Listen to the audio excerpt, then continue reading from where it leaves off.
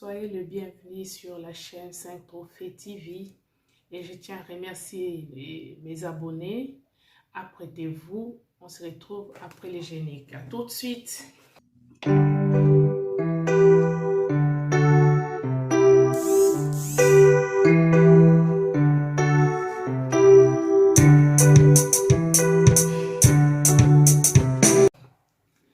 Merci Bandeko Balandi à 5 Trophées.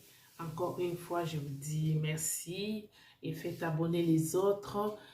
Likez, partagez sur WhatsApp, sur Messenger, sur Instagram, même les extraits des 5 trophées, les émissions sur vos pages.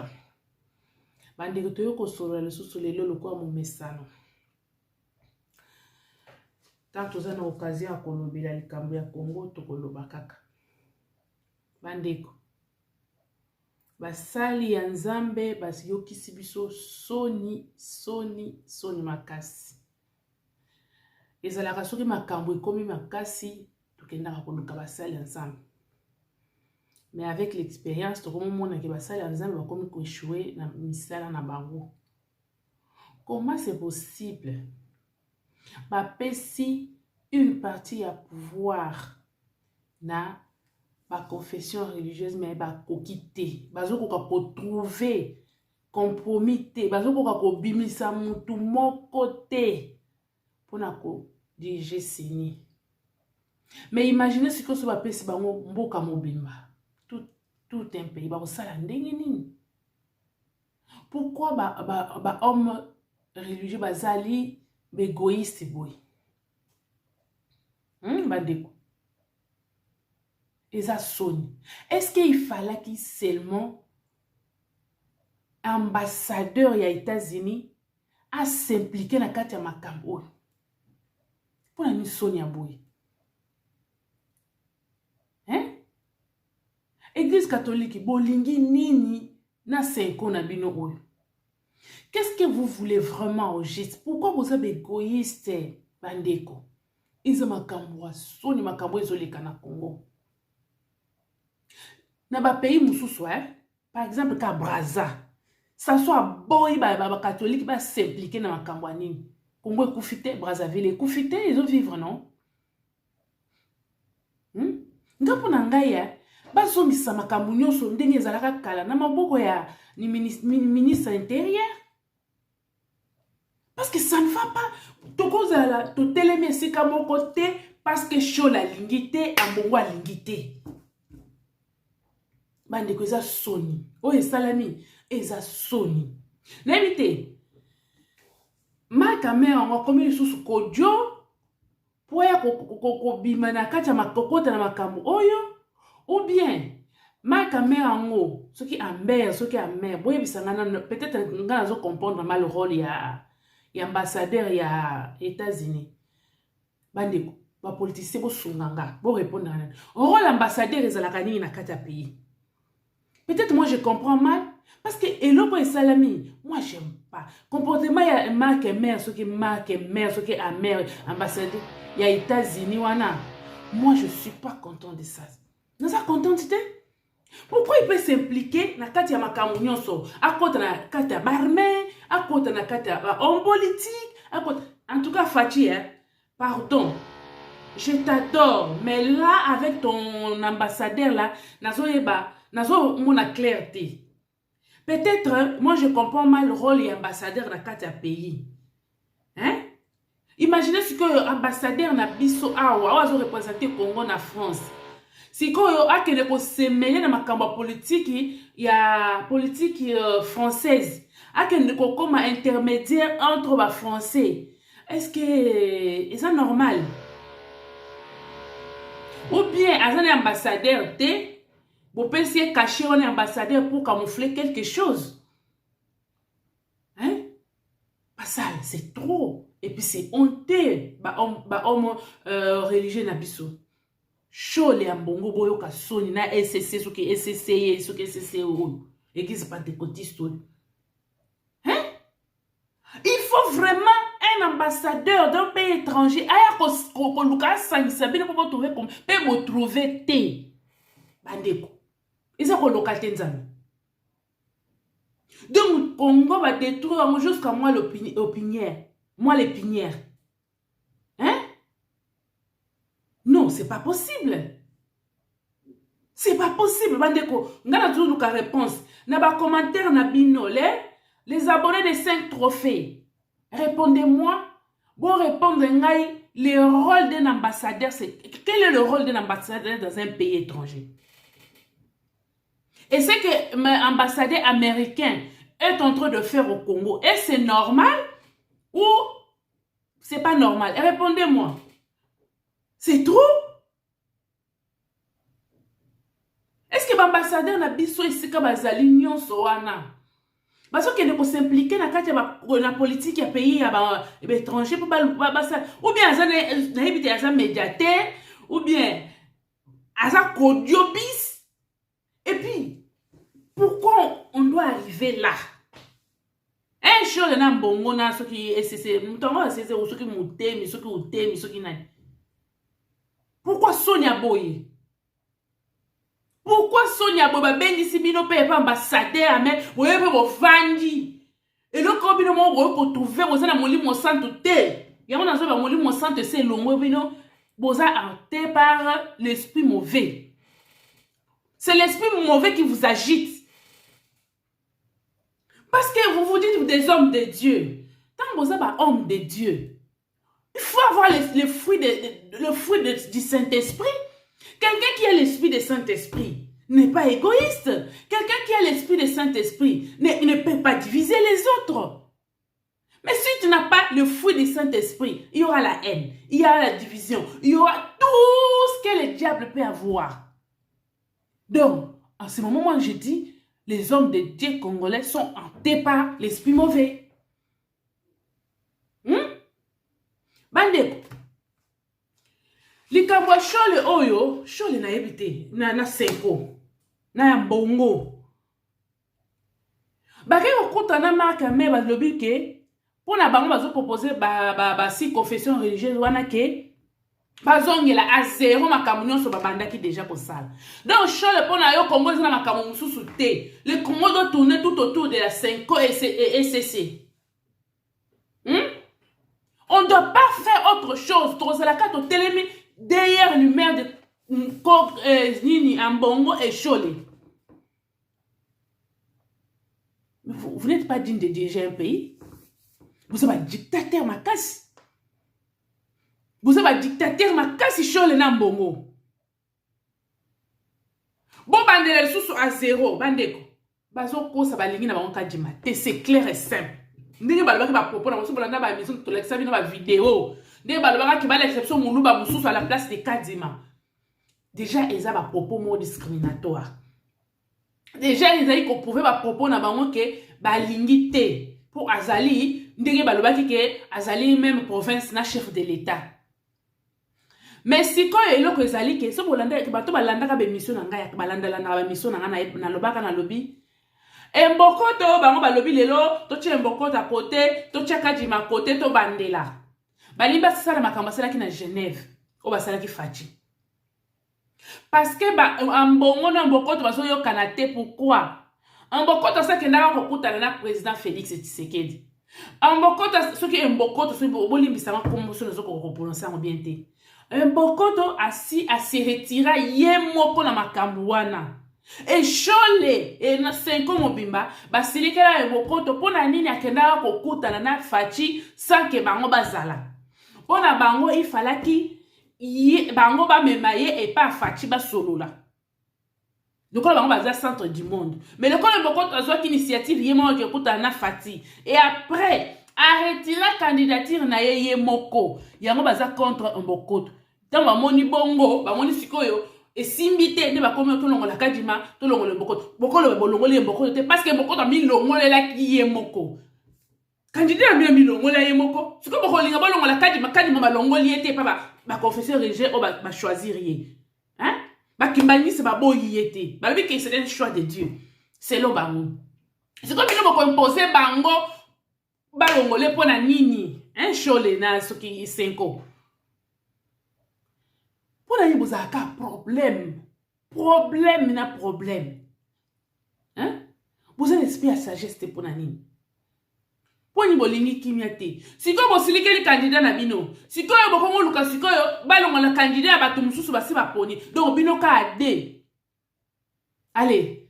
Bo konza ba tu o ba za 6. Bon moni ke boza ba dictateur. Hein 5. Na SSC gis Pentecôte. Pentecôtiste so ki pentecôtiste. Boza ba dictateur. Boza la démocratie. Parce que ceux qui ont la démocratie, hein, la majorité prime sur la minorité.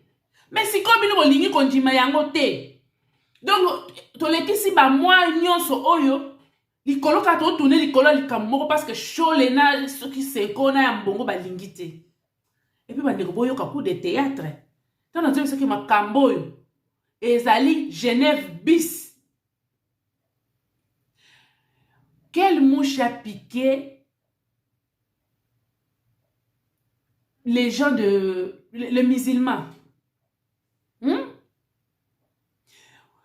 Ti va sale élection pour Nakadim. Pendant tout ce temps, ba croyant ya musulman bazala ki wapi. Bazala ki wapi pour pendant que bazo solo la awana makame ba musulman ba ekobima ba lingi o wana mususu te comme ne soki nani soki Abdallah oto lingi Abdallah mangalate a représenter bisote pona nini ba longwa na 6 confession religieuse batika la 5 donc to le ba chole ndiri ozali ko kosa bisoke ba 6 confession religieuse wana bazaki ba pression ba tunya pe ba pression bazaki ba pese ça ote mais bango batika likolo ba bongo te donc yona qui est derrière Chole et Mbongo? Bandeko, tozo risque de vivre à Makambo ya Genève, na Makambo smartphone. Chole ne dit jamais la vérité. Bato a musulman ol, ti basali, baponi bato bapona ki kadima. Bango ba croya ya ba musulman ba yoka kite. Ti bazo benda na ba musulman. Ti ba che kadima. Ti ba soki 2 mois soki 1 mois le kinyonso oyo. Bato bazala kite. Baya ko bima lelo baya ko bake balingi ni Abdallah zo représenter ba musulman te balingi yete balingi mais pendant tout ce temps bazala ki wapi et qu'est-ce qui a fait que baya na sikoyo quel coup de théâtre show bozo jouer donc tonto vivre makambo ya Genève baluki balongoli fati ba che fayulu tant balongoli fati ba che fayulu baye ko sale ba boy machine à voter fachi a insisté kana machine à voter ba baye ko tindela bango smartphone shola yebi sibiso ke smartphone wana et outi na ba pays étranger Belgique Pays-Bas donc on a ba pays mususu ki Russie mais kamita to ye ko yebi sibiso te mutu apesa ba smartphone eza Moïse Katumbi shole mu koloni okolo ba vérité. Les gens batu ba kota na ba haine, batu ba kota na ba distraction, batu ba bomana. Chole mili mo batu ko réclamer yo. Likolo ya vérité désir. Smartphone simbate, boyaki na ba smartphone wana po boluka bo triquer na kati ya seni et simbate et bloquer. Bozo ko komisa 70% ya fayulu te. Les gens bazo bunda, batu ba kufa. Ba yebite vérité zala ki wap chole yo kaka la tête lelo o ba musulman bazo ya kobima o balingi soki Abdallah mangalate balingi karabo même scénario et jouame jour bazo pona kadima OK kozwa memo ya batalo moko ba telemi libanda boyoko oyoko pesa bango il faut faire la volonté du peuple, le peuple vous attend dehors. C'est même scénario oyo esalemi lisusu bato balandaki be mission na ngaka le belaka makambo. Comment est-ce que pendant bazo sala vote chole bato alamuka ce qui est un groupe d'individus baya kopesa memo ale chola zo memo wana a multiplier la pesi ba confession religieuse azo intimider ba que peuple a sali banda azo se faut ça la position faible comme si peuple les a alamuka comme si parti politique musu les a Congo te il fallait kalamuka tala scénario le sous Moi, je dis, c'est chaud les ambongo. 5 ans, vous êtes de malhonnêtes. Hein? Vous n'êtes pas sérieux? Papa, vous êtes sérieux, t'es pour nanini. Yo, quelque chose, qu'on laisse sur les musulmans, pour pas semer sur cacophonie dans ma camboy. Et là, quand il va, Nassina Epspino, hein, glissima sur que salami chaud. Yo, ndenge na ko salelo sensibilisation. Ndenge na ko diaboliser yo. Ndenge to ko moye ba mayo likolo. Okima Kinshasa no ke lovana na Vatican. Okima Kinshasa no ke lovana na Vatican. Continuez. C'est quoi ça comme histoire? Bandeko. Chola lingi nini, 5 ans, bolingi nini. Ba même scénario bozo sa bozo monete kezo simba te. Hein? Si ma sali makambo non soyo. Les musulmans, vous étiez où? Pourquoi vous avez lelo? Donc, cholo yo qui sonne pour batou, il y a la mokabaya cette fois-ci. Allez, beaucoup de laisse si quoi, on a bazo pour ça, si ma sali ko loka ba musulman. Qu'est-ce qui prouve que les gens là, c'était les croyants musulmans? Ce que ça va battre, nous ramasser cette fois-ci, bon là, c'est vraiment bilamba la mokate, cette fois-ci, bon là, c'est vraiment bilamba, il y a musulman. Parce qu'avec Chole, tout est possible. Hein? Avec Chole, tout est possible. Papa Mbos. Fachi a saye bisio, hein? C'est la joie de la majorité qui prime. Il y a un Chole, il y a un Chole qui est le président.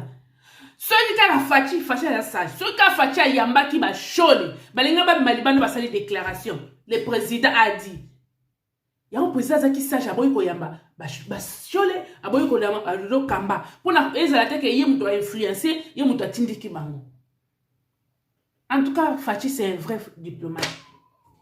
Mais, Fachi n'a pas conseillé na yo. Hein? Batunyon soyo, boko lande émission, oh, c'est la réponse. Quel est le rôle d'un ambassadeur dans un pays? Et c'est que l'ambassadeur des États-Unis est en train de faire. Est-ce que c'est normal ou pas? Peut-être moi, je suis ignorante. Je ne comprends rien. Parce que c'est long,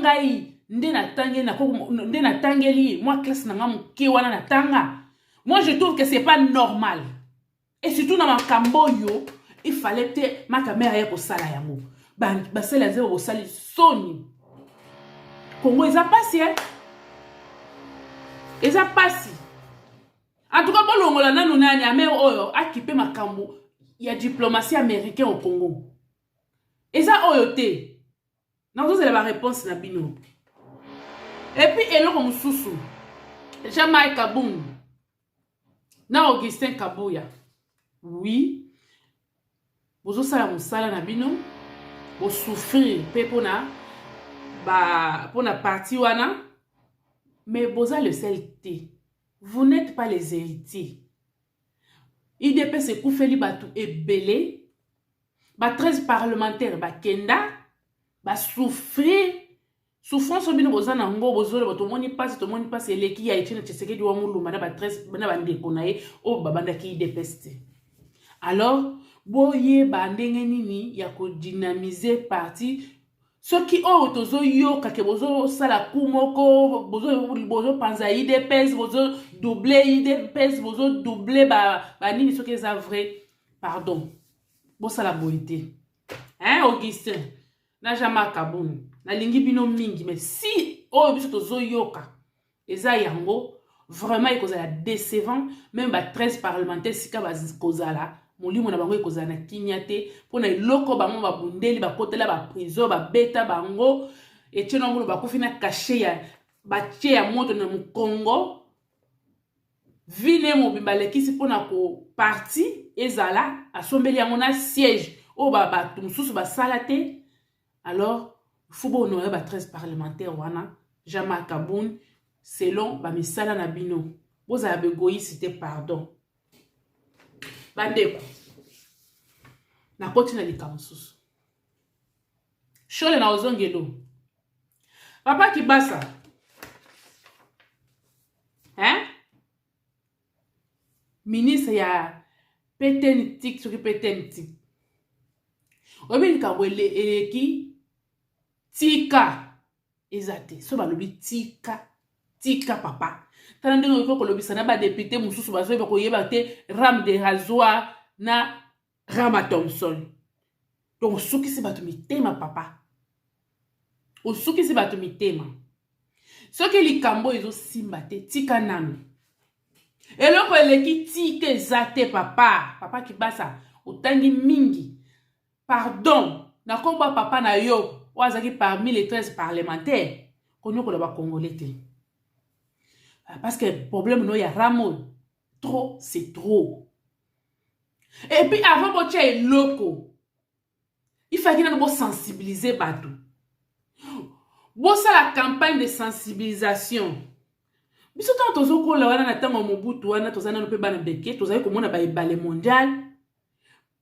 Tango Mobutu azo ngache eloko moko boye na nini a instauré eloko moko boye. Ata pona ke ba pona insalubrité. Oh bobo kamai na bakalamu te bobo ka basalite na kalamu te eko sala ebola soki ebeti inondé omona ba mondial basali ba publicité baza ko sensibiliser batu po batu ba comprendre eloko wana ekota na kati na bango. Papa Kibasa Congolais ça déjà abouti depuis des années, surtout dans le régime à 18 ans. Compréhension ezana no mwa mobulu makasi. Na lobité que ba il est traité tellement souffrance na maltraitance c'est le cas qui koyoke komi mobulu makasi. Okola kisa mutu 1+1 yango ya ko yobisote 1+1 o iza yango te osali piège. Il faut que kende loko na mak ce qui vraiment zelo quoi bien. Il faut que kende na ngoboyete. Il fallait que nous soit ata 4 mois 5 mois de sensibilisation. Pour expliquer peuple clairement aux Ubat basali campagne de sensibilisation il y a 1 mois à 3 semaines na ba quartier na ba arrêt de bus na ba école ba comprendre nanu ram ce qui ezanini avant oya ko appliquer yango. Mais tu n'as pas fait ça, tu appliques directement. Imagine vraiment ba kokolo bi bazana ba fin fond hein. Aussi mutozo vala atana mi maluko kuna na suka hein azana téléphone na ya koni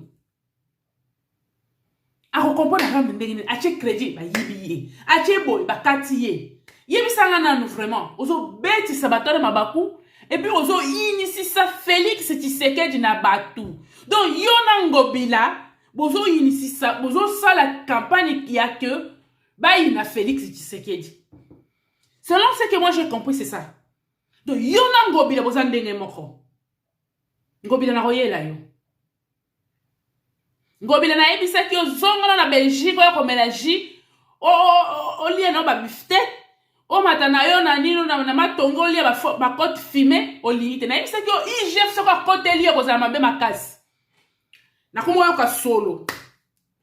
Na komo yo ka solo komo ba so e komi koyela nga. Ngobila na ebisa ki ozonga. Olioka kite. Na voyez aussi. Hein papa Kibasa. Donc pour na ngai na zo mona yona ngobila bolingi fatite. Bolingi Félix te. Or, entre yona ngobila muto ko linga Félix makasi eza yo. Parce que papa na yo, na papa et Félix bazali parmi les 13 parlementaires ba bondi pour na état de droit. Mais qu'est-ce que toi tu fais à l'honneur de ton père? Qu'est-ce que toi tu fais? Aux autres combattre Félix indirectement ou comment? Il y a quel problème? Ce qui n'est pas au lobby que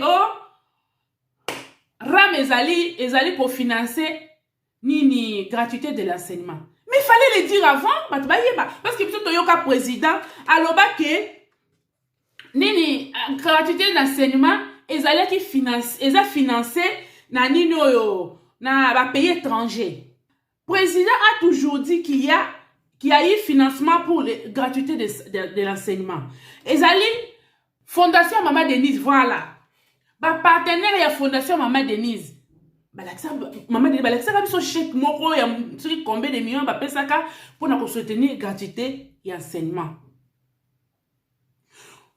Willy Bakonga tanga kotaka na nini o bakangi ye pour na détournement ya mbongo ya nini oyo ya enseignement.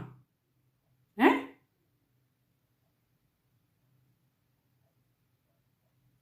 Mais mbongo ezaki mpona mbongo ya gratuité oyo FPI, faisala FPI apesaka astopaka mpona likambo ya détournement. Tant gouvernement ya sama lokonde ye nde baye kozongela financement wana, si je me trompe pas. Mais comment yokoya koyebisa biso ke nini RAM ezali ko financer gratuité d'enseignement? Donc entre gouvernement na yona fati banani yo bazoyebisa biso vérité. Si comme bongo Banque mondiale apesaka mpona kofinancer apesaka to apesaka te, parce que c'est ça likolo ya mbongo wana nde wiliba konga bakanga ekota na prison, non? Si je me trompe pas. Si comme un partenaire ya fondation Mama Denise Nyakeo mbongo bapesaka mpona soutenir gratuité d'enseignement. Et ça ndenge nini? Si comme rapport nini ezali entre RAM na gratuité de l'enseignement. En tout cas, place on faut expliquer bien. Quand on comprend de l'autre côté, entre Banque mondiale, entre les partenaires des fondations Denise, entre RAM, pour expliquer ngai pardon. Papa qui passe pardon. Tu vois comment ça fati. Yo nango bozo sala bozo ko unisa Félix Tshisekedi. Déjà problème bazan de ce kangi awa. Ngobila alukela fati problème. Donc yo pe koya kobakisa ya yote. Tika na no likambo no ya RAM oyo. Tozoko suko sola na bande kona biso te. Soki na check crédit ba kolongola ngai, soki na check bazo kata ngai, na so comprendre ndete na sana combien etikali combien. Siko otango zolo bana neza pona kokanga ba pia. Depo bangi likambo no ya RAM oyo. Bazo yiba ka ba téléphone kuna. Osokangi combien? Osokangi combien?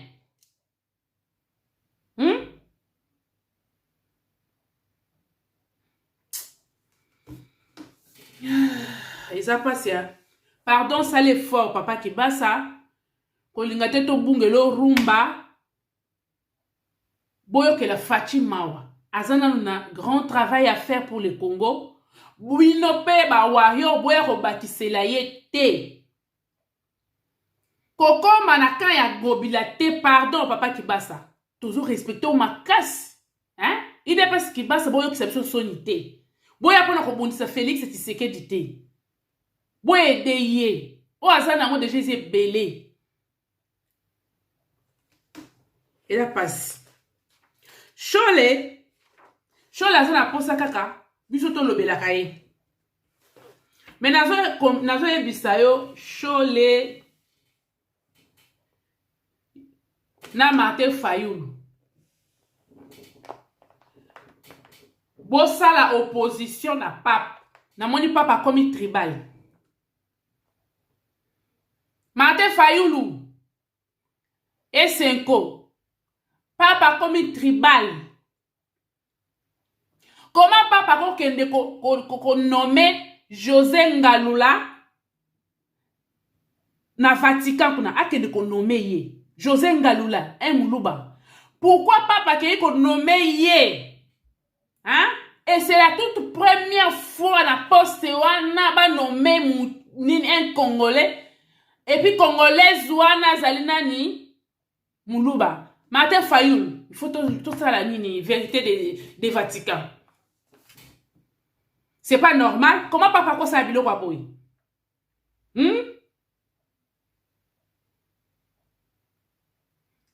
Nani sholi? Martin Fayulu yo kite. La mouka, boyo kite papa comme tribal. Ça c'est pas normal.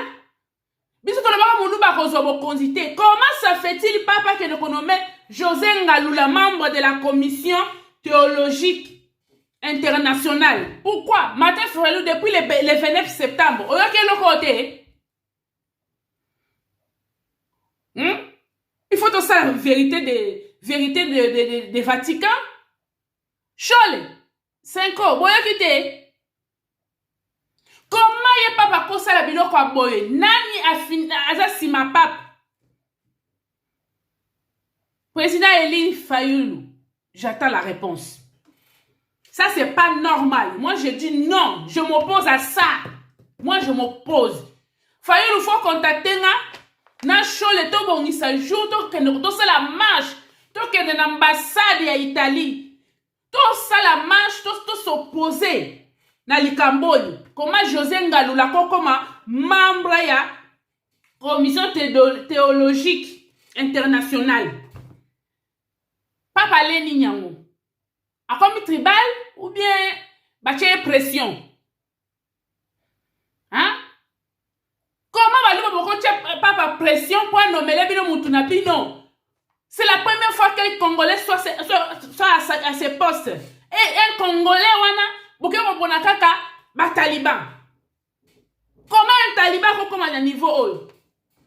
Hein? Félix taliban président. Donc Félix a commis taliban. Ba taliban ba ko sala musala te. Ba taliban ba ko tanga te, ba taliban ba ko so poste te. Mais pape, quel mouche a piqué pape? Pour ça, le fait kabouille. Martin Fayoulou, j'attends ta réponse. 5 ans, j'attends la date de l'opposition. Nous allons marcher jusqu'à l'ambassade d'Italie. Le Vatican doit nous répondre. Sinon, peut-être que dans ces pays, c'est pas normal. Hein? Et Moulouba à ses postes, non. Moulouba ne mérite pas ça. Hein? Non seulement ils ont volé la victoire de Fayoulou, et Pape continue, vient aussi ajouter. C'est quoi ça comme histoire? J'attends ta réponse. Contactez-moi, on va faire la marche. Botika va ventiro. Botika, sur les tika comédie, hein, na yé sur tika comédie. Nazo zela bino to ke no la marche na Vatican. Pour pas kosa ba bêtise oté.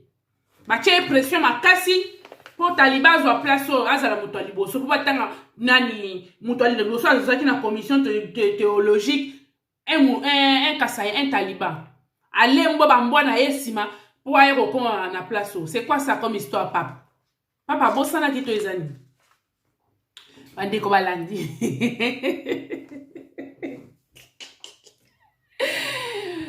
Pour la lelo to sukia. Ngobile. Kibas. Ngobile. Kibas. Bon, nous avons pas problème té. Bon, si ka la campagne na bino na ba ina fachi. Bande ko balandi 5 trophées pour na lelo to suki awa. Tokoya ko solola lisusu pour makambo Congo mboka attention Congo mboka ba dépression.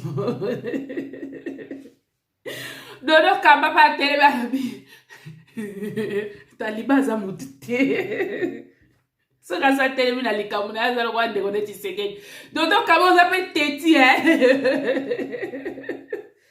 Osano kwa Félix, soko so telemi na likambo na mata toka zonga atisaka wana telemi. Atali baba makama bimoko. Merci mes chers abonnés, merci les abonnés de 5 trophées. Abonnez-vous, faites abonner les autres, likez, mettez beaucoup de j'aime sur 5 trophées TV. Vos suggestions sont de bienvenue. On se rencontre à la prochaine. Portez-vous bien. Au revoir.